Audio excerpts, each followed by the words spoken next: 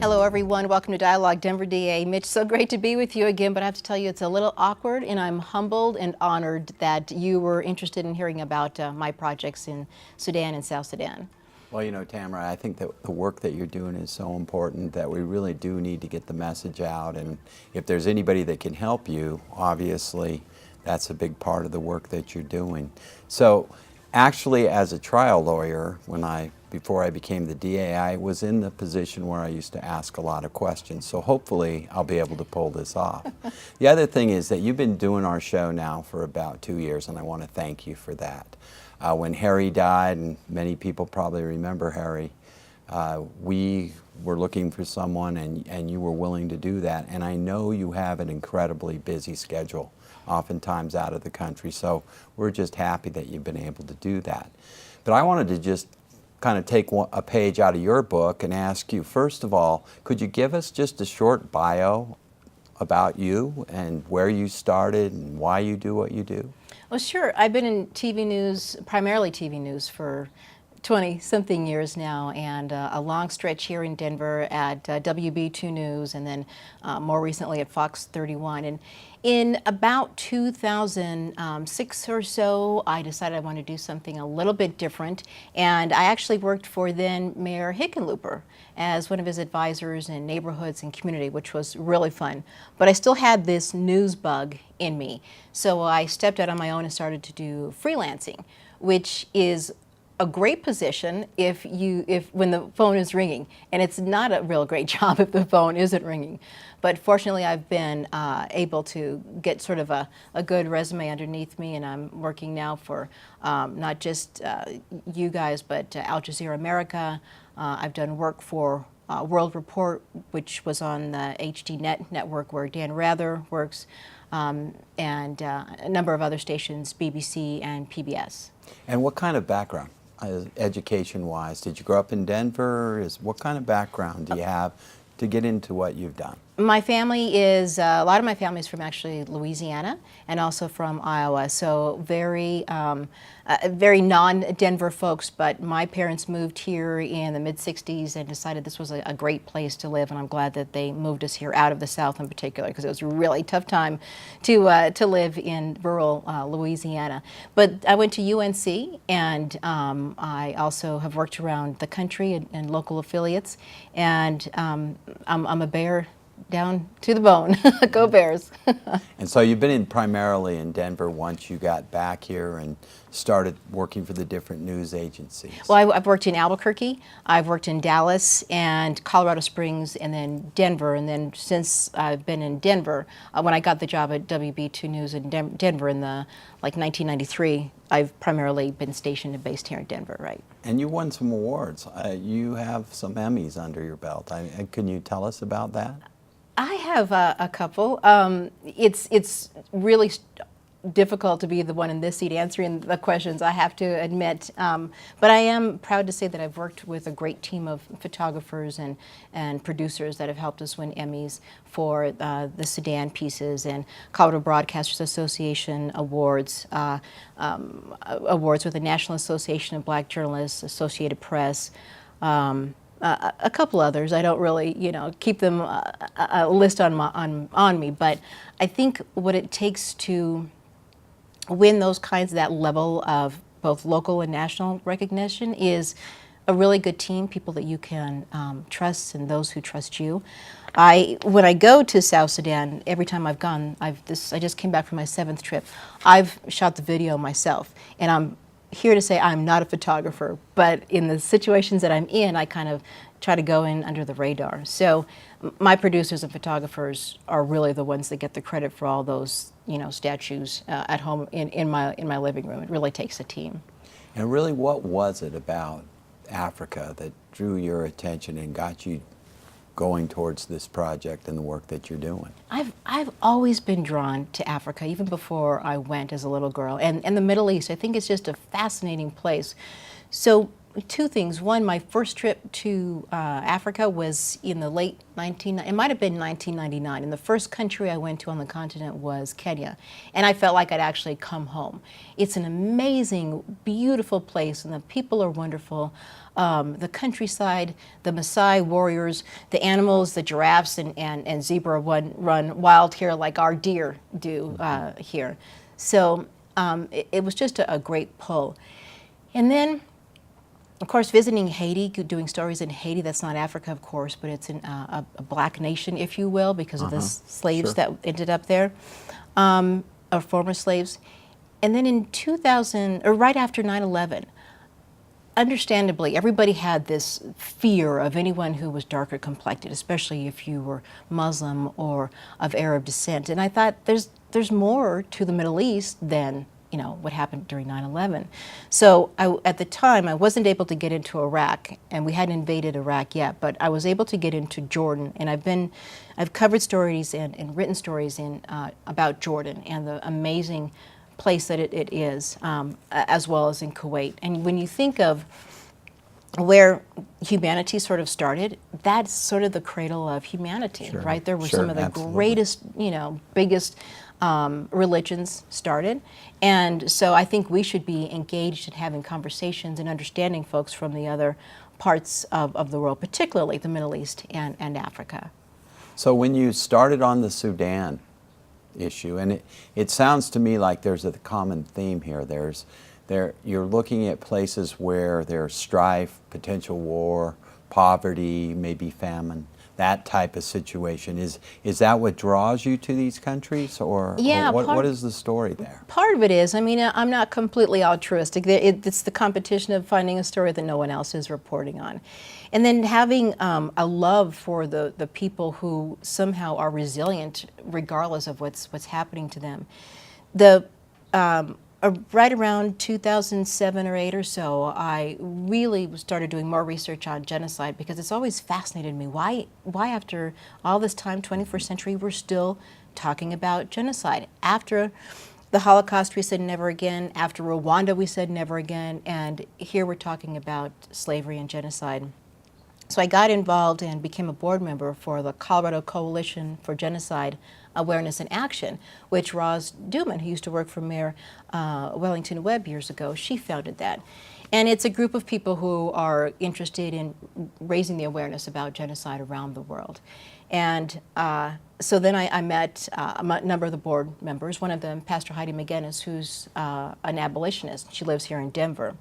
Her organization that she works for, Christian Solidarity International, is doing slave liberation every month. So what that means is that their office, based in Zurich with about 4 or 5 or 6 people, very small nonprofit, goes to places, particularly this South Sudan and Sudan, where Christians are being persecuted. In this particular case, it was black indigenous people who were being, during the Civil War between 1985 and 2005, the militia, Janjaweed were sent down from the north, from Khartoum, into the south and raided villages. And whoever they didn't kill, they took back up to the north as slaves. So today, sanctioned slavery continues to go on. And so there's this underground sort of Harriet Tubman slave liberation process that goes on, along with not just the people based in Zurich and Pastor Heidi here in Denver, but really the grassroots group that's in South Sudan, the Dinka and the other tribes that are there. Well, you used a term that I wanted to ask you about, because you said you were able to get in. And when you were talking about Jordan and the Middle East, and it sounds like you have that same kind of challenge when it comes to Sudan, South Sudan. What do you mean? What would someone watching the show that had that question, what does that entail? So, for example, this last trip that I took in May and April, I was scheduled to go in December because I wanted to go to an area called the Nuba Mountains, which since 2011, the president of the north part of Sudan has been bombing these folks because that area is rich with minerals and oils, and the folks want to stay and live there and become autonomous. But the president's saying, no, you will either succumb to us and be part of Sudan, or we'll bomb the hell out of you. And so that's what they've been doing. But while that is going on, in December, there was inner conflict between the leadership of the vice president, the former vice president, and the president of South Sudan, which just became a brand new country in 2011. So while there's this world attention about what's happening in South Sudan, the people in the Nuba Mountains, their fate is being eclipsed by this bigger picture down south. So what that means is I have to get travel permits from various grassroots groups and the military, the SPLA, the Sudan People's Liberation Army, to be able to travel in these conflict zones, because it's really dangerous to go, and you want to make sure you're trying to go with somebody, and at the very least have some sort of piece of paper that says you're allowed to travel in this area.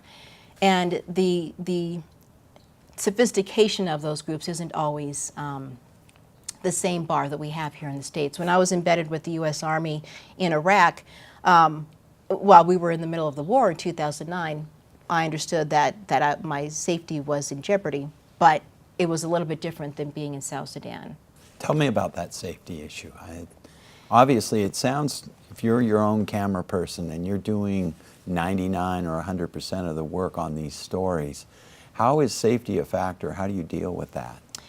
So a lot of people ask me, including my family, they say, do you have armed, gunmen with you? Are you wearing a bulletproof vest? And yes and no, not wearing Kevlar like I did in Iraq. But there are people on the ground who know where to go, they know the language, they know what places to go to, what places not to go to. They're familiar with the situation currently happening. And while some of them sometimes are armed, the SPLA, this last trip, they were armed, young soldiers with me. The best defense is knowing your situation, knowing where you are. And the danger is, too, being a woman, I don't want to put myself in jeopardy, which is a different scenario than a man. I don't want to put the team in jeopardy, too. So you don't travel with the team, though. It sounds to me like the team is there, you get together with them and you go to the area that you have the permits to go to. I'll meet them there. I'll get embedded with various groups. For example, with the abolitionists, CSI, just 2 or 3 people, and I might meet them there, or I might go with one person, Pastor Heidi here, and we'll go in, but it's a very small group, and then we'll meet the indigenous people there to help us get around. This last trip I went with a gentleman who's became a naturalized American citizen, but he's from the Nuba Mountains, and he's been going back, especially since 2011, since the area has been being bombed, to try to take food and medicines in. So George Tuto and I left, we went together and met a team out in the middle of nowhere. And but in terms of the shooting, the producing, shooting, and editing and writing, it is me. Well, I think that, and this is really interesting, I'm finding it fascinating, but I think it's time that we need to take a break, and then we'll come back and continue the conversation.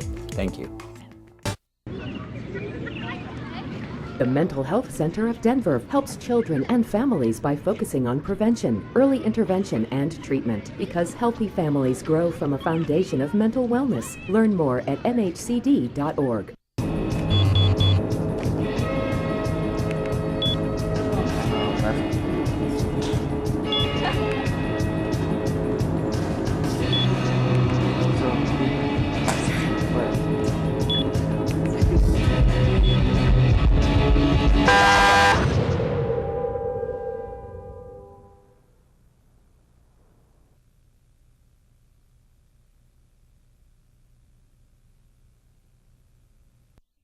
Welcome back. We're talking to Tamara Banks. Tamara, I want to thank you for allowing me to interview you. I know that that's a big change. I wanted to know, with the things that you tape, the stories that you do, are you doing the work for the different organizations that are trying to stop the slavery, that type of thing? Are they using your material, or how does that work? That's a really good question, and no, they're not. And this is that fine line between, am I, doing a piece on the people, on that organization, which sometimes I'm doing it on them, but not for them. And we have interesting conversations about how much they can tell me, and then there's a lot of information that's off the record because we're living in tents, and there's conversations that I can't exactly go to a different part of the tent to have these conversations. It's not for them, and we trust each other, the various organizations, because they'll take some pictures of me. I'll need still photos of me actually shooting.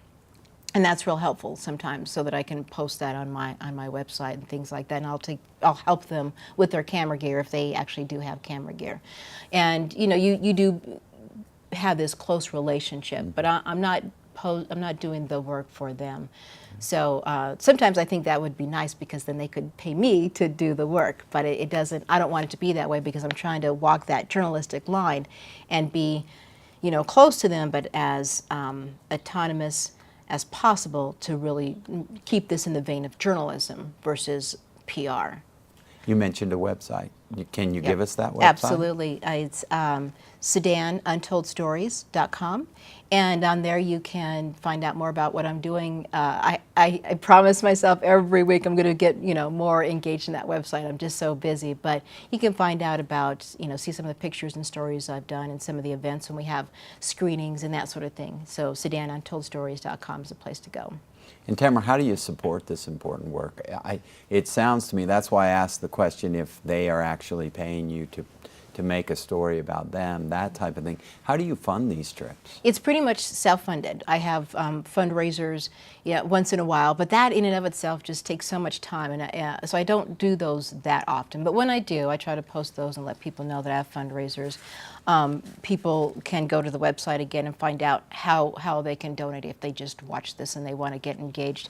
I'm not a 501c3. I don't have the time or energy or desire to do that, but one of the PBS stations here in Denver, Colorado Public Television, is my fiscal agent. They're a 501c3, so it helps with the tax issues if people want to donate, so that's really helpful. So you can get donations, and then they can get a write-off, and they can help you continue to tell these compelling stories. Exactly, yeah. And every once in a while I get lucky. I call and BBC wants to pick up a story, I'll approach them, and it's written differently for, say, BBC World Radio than it would be for a TV or movie documentary. So I do work for them, and they'll pay me for that slice of work. Al Jazeera America in end of December, January, when I couldn't get in because the country just shut down because of an alleged coup at the time. I was able to work with Al Jazeera English and work with the crew in Nairobi to meet with some people, and we sort of figured out a way to tell the story without my actually being able to go in. But by and large, it's 99.9% donations and my piggy bank. So if I tell people, go on the line, help Tamara tell these stories, I really want you to think about what, I know you must have many compelling stories, but is there one or two you can share with us in the time that we have left? Yeah, I mean, there's so many. I mean, the country on so many levels is beautiful. South Sudan, it's the world's newest country. But the United Nations just recently announced that they are at the brink of a famine because of the conflict. And I was able to get some videos, some of the people that were living in these thatched areas that were refugees. They were just had to run literally on their feet from, in this case, the Nuba Mountains, about 50 miles away, and try to find a place where they could just stabilize. And NGOs can't get into most of these places. I was able to fly in with an NGO that swore me to secrecy because they're not even supposed to be going in. NGO stands for? Non-governmental organization. It's basically a nonprofit that works on an international level. And they flew us in, me and George and my bodyguard, and they dropped us off. We were in a caravan, one of those little planes, dropped us off. I felt like I was on the edge of the earth. Like if I'd taken maybe 20 steps, a little bit more this way, I'd just like drop off the edge of the earth because there was nothing around. It took 2.5 hours to that flight to get from Juba, the capital of South Sudan, to this area called Kodok. And they said, okay, well, we'll pick you up in a week unless one of two things occur. Number one, the rainy season starts early, and this dirt strip that we landed on is too muddy to land and take off from. Or number two, insecurity. If the rebels from, well, not really the rebels, but the government in the north encroaches upon this area, we can't come in if security is unstable. So the first sign of rain that week, I was just like, okay, I need to get out of here, because they weren't coming back for another 2 months if they weren't able to get in at that particular time. Now, when you say the north, is it that you go into the south and go into the north, or are you allowed in the north? You're telling stories that I would think the north would not be too proud of. Yeah. That they don't want the world to know. That's right. So how does that work? I don't fly in through Khartoum, through Sudan, through the north. I go in through Juba, South Sudan, because of the stories I've done about the government of Sudan. The president there, Omar alBashir, has been indicted by the ICC, the International Criminal Court, as for crimes against humanity and genocide. Quite frankly, he's a terrorist thug and continues to be able to torture the people in his own region. So typically, I go in through the south, and then if I'm doing stories just over on the other side of the border, I am in fact, breaking the law, because I don't have a passport and travel privileges to go into that north part. But that's why people don't see these stories that often. Eric Reeves has written stories. Nicholas Kristof from the New York Times has written some stories. There's a few organizations out there, but it's just so difficult to get to that it's hard to commit a crew to get up in that area and talk about the plight of these people. And when you tell a story, how do you select what you're going to do? Is it going to be an individual? Is it going to be a group? The Nubia people, I think they're called. Is it you're telling their story? Are you going to select a woman and tell the kind of things that she's confronted there? How do you go about telling your different stories? Well, it's a good question, because it's such a big bite to bite off. And what I try to do is figure out the focus. Is it the story about the abolitionists and the slaves that are being freed? So that's one story. They're a character. Is the character a former lost boy of Sudan, Daniel Majok Guy, who ended up in Denver as a lost boy and went back several years later to South Sudan right after it became a brand new country to help the organization based here in Denver, Project Education South Sudan, build schools and get that educational infrastructure. So he was my character. In this particular case, the last couple of years I've been going, the character is the Nuba Mountains broadly, and specifically the culture that is, not too far from becoming extinct, because what's happening everywhere else in the world, also in South Sudan, is being eclipsed by what's happening to these folks. So my goal this last trip was to talk to the people about their culture. What does their dance look like? What does their music look like? What are their favorite sports? Wrestling is huge with the Nuba people, and so they were able to recreate a couple of wrestling matches for me, and I had the opportunity to meet with 5 or 6 different groups and tribes of people, and every single group wanted to share their dance and their song, and I was able to capture all of that on tape. So it's not just showing people starving and drinking mud water and dying on the side of the road trying to get to safety to refugee camp. It's also about showing that this is a culture. These are people. I mean, imagine if the Denver Art Museum was wiped out and everything that spoke about Denver was killed off, or the Louvre in Paris. We wouldn't know. What if Hitler had been successful in abolishing and getting rid of, destroying all that beautiful art in Germany? So many things we wouldn't know about, not just the Jewish community, but other peoples as well. So that's sort of the character now. So you're documenting something that may very well end up ending at some point. Yeah, exactly. I mean, when I was just there, there were 3,175 refugees who had come from the Nuba Mountains to just on the other side of the border in South Sudan to safety. And they kind of created their own refugee camp because no one was able to get to them. And they're a handful of people, and they're about to become extinct. And this isn't my term. These are terms from scholars, from people who actually know what they're talking about.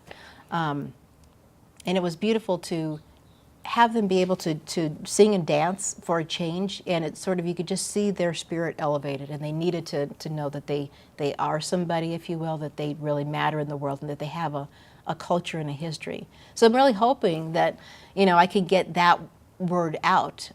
If George Clooney would just work with me on these projects, because he has a heart for South Sudan. And I imagine he could write a pretty good size I check. think he could write a check. Tamara, we're about out of time, and I just want to thank you so much for telling this story and letting us know. But the other thing is, where can we go and see these stories, to see the work that you're doing other than your website? There's a lot of work, a lot of my work on YouTube, and if you just go to YouTube and type in Tamara Banks, South Sudan, you'll see a lot of work there. So that's I'm really grateful for YouTube. Tamara, it's just an honor that I got to ask you these questions. I think that Denver needs to know what you're doing. Thank you for what you're doing, and I hope that they're successful over there in ending slavery and ending those crimes that you've seen and documented. But thank you so much for being our guest on Dialogue Denver DA.